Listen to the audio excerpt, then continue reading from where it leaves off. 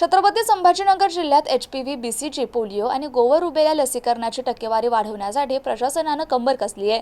जिल्हाधिकारी विनय गौडा GC यांनी जिल्हास्तरीय लसीकरण टास्क फोर्सच्या बैठकीत आरोग्य विभागाला 100% लसीकरणाचे उद्दिष्ट पूर्ण करण्याचे निर्देश दिले आहेत।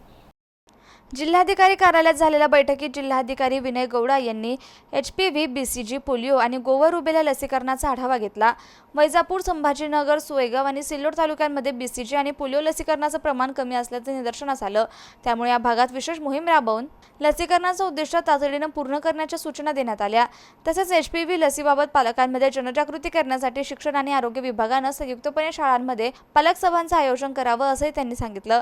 28 जून रोजी होणाऱ्या पोलिओ मोहिमेसाठी आरोग्य, शिक्षण, अंगणवाडी, सामाजिक संस्था आणि NSSच्या सहकार्यानं व्यापक नियोजन करण्यात येणार असून पावसाळ्यातील आजारांवर नियंत्रणासाठी ORS, झिंक आणि आवश्यक औषधांचा पुरेसा साठा ठेवण्याच्या सूचनाही जिल्हाधिकाऱ्यांनी दिल्या।